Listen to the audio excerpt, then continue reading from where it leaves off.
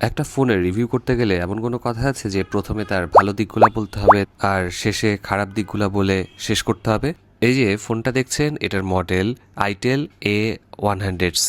চলেন প্রথমে এই ফোনের খারাপ কয়েকটা দিকটি আপনাদেরকে জানিয়ে দিই, তারপরে যদি মনে হয় পুরো ভিডিও দেখবেন তো দেখতে পারেন, আর যদি মনে হয় না এই ফোনটা আপনার প্রয়োজন নেই সেক্ষেত্রে স্কিপ করে যেতে পারেন।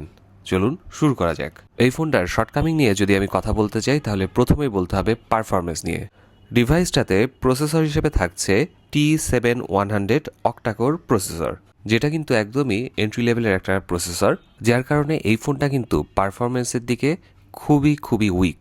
আইটেল A100C ডিভাইসটাতে 2GB র্যাম আছে আর 4GB ভার্চুয়াল র্যাম আছে, অর্থাৎ টোটাল 6GB র্যাম আপনি ইউজ করতে পারবেন। যদিও ভার্চুয়াল র্যামের কাজ কতটুকু সেটা সবাই আমরা এখন জানি। দেখেন প্রত্যেকটা অ্যাপস যখন আমি ওপেন করব কিছুটা ল্যাগ পাবেন, কিছুটা না বেশ ভালোই ল্যাগ পাবেন।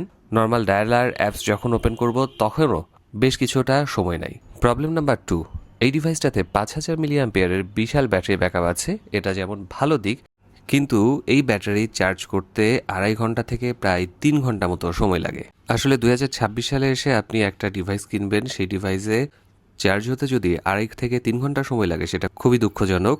মিনিমাম 18 ওয়াট চার্জিং সাপোর্ট কিন্তু থাকা দরকার প্রতিটা ডিভাইসেই, তা না হলে এই ফোনগুলোকে শুধু বাজেট স্মার্টফোন বলাই সম্ভব হবে, বাজেটে ভালো স্মার্টফোন বলা সম্ভব হবে না। যেহেতু এটা একটা বাজেট ওরিয়েন্টেড স্মার্টফোন, এখন যদি আমি এর ভালো কয়েকটা দিক বলার চেষ্টা করি তাহলে প্রথমে আমাকে বলতে হবে এটার প্রাইস। আইটেল A100C বাজারে এখন 9,000 টাকার মধ্যে আপনি পেয়ে যাবেন। তো চলুন এই বাজেটে আইটেল A100C আপনাকে আর কি দিচ্ছে যেটাকে আমরা ভালো বলতে পারি। প্রথমেই বলি, এটা যেহেতু একটা অ্যান্ড্রয়েড ফোন, এটার অ্যান্ড্রয়েড ভার্সন 15। 2026 সালে এসে 9,000 টাকার মধ্যে একটা অ্যান্ড্রয়েড ডিভাইস পাওয়া আসলেই খুবই একটা ভালো ব্যাপার। এই ডিভাইসটাতে 6.6 ইঞ্চের একটা বিশাল ডিসপ্লে আছে, যেটাতে আপনি ওয়াটার ড্রপ নচ পেয়ে যাবেন। ডিসপ্লের কোয়ালিটি নিয়ে যদি কথা বলি তাহলে বলবো ডিসপ্লেটা বেশ ভালো, টাচ রেসপন্সও খারাপ না। ডিসপ্লেটির রেজুলেশন 720x1612 পিক্সেল। ডিরেক্ট সানলাইটেও কিন্তু ডিসপ্লেটি মোটামুটি ভিজিবল থাকে, খুব একটা খারাপ মনে হয়নি আমার কাছে। কন্টেন্ট ওয়াচিংয়ের জন্য এই ডিসপ্লেটি বেশ ভালো। এ তো গেল ডিসপ্লে নিয়ে কথা। এখন যদি ডিভাইসটার হ্যান্ডফিল এবং ডিজাইন নিয়ে কথা বলি, এই ফোনটার ডিজাইন কিন্তু বাজেট হিসেবে অনেক বেশি ভালো। এর ডিজাইন অনেকটা OnePlus 15-এর ইন্সপায়ার্ড। এর বিল্ড কোয়ালিটিও খুবই ভালো, হাতে নিলে বেশ শক্তপোক্ত ফিল হয়। সবথেকে ভালো কথা, এই ফোনটা যদি আপনার হাত থেকে পড়েও যায় এটাতে কোনো সমস্যা হবে না। ড্রপ টেস্টের ক্ষেত্রে এটা মিলিটারি টেস্ট সার্টিফাইড। এর রেয়ারে একটা সিঙ্গেল ক্যামেরা আছে, আর ক্যামেরার ঠিক নিচে আছে এয়ার ব্লাস্টার বা রিমোট সেন্সর। আইটেল A100C ডিভাইসটার ডিজাইন এবং লুক খুবই মিনিমাল হয়, আমার কাছে কিন্তু এর ডিজাইন খুবই ভালো লেগেছে। এখন যেটা দেখা যায় বাজেট ওরিয়েন্টেড ফোনগুলোতে অনেক বিশাল আকার ক্যামেরা ব্যাম থাকে, যেটা আমার খুবই বাজে লাগে। এই ফোনটাতে সাইড মাউন্টেড একটা ফিঙ্গারপ্রিন্ট সেন্সর আছে, যেটার স্পিড বেশ ভালো এবং অ্যাকুরেসিও কিন্তু খারাপ না।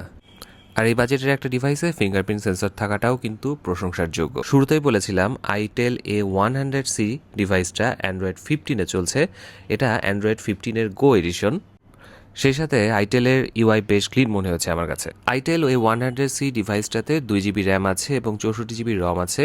64GB স্টোরেজ কিন্তু এই সময় এসে খুবই কম হয়ে যায়, সেজন্য তারা এসডি কার্ডের মাধ্যমে ইন্টারনাল স্টোরেজ এক্সপান্ড করার ব্যবস্থাও রেখেছে। দুইটা সিমের সাথে আপনি আলাদাভাবে একটা এসডি কার্ডও ইউজ করতে পারবেন।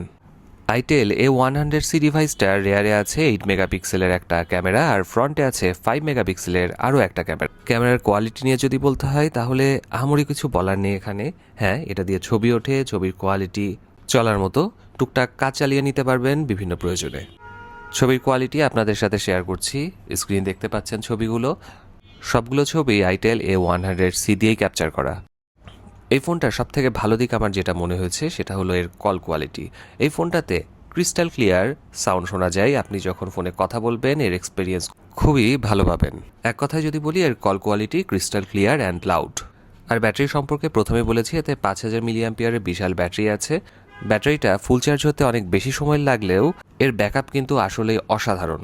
রেগুলার ইউজেজের ক্ষেত্রে আপনি 1.5 থেকে 2 দিন অনায়াসে চালাতে পারবেন। এখন যদি বলি আইটেল A100C ডিভাইসটা কাদের জন্য ভালো হবে, ধরেন আপনি আপনার মেইন ডিভাইসের সাথে একটা বাটন ফোন ইউজ করতে চান, কিন্তু এতে একটা সমস্যা আছে।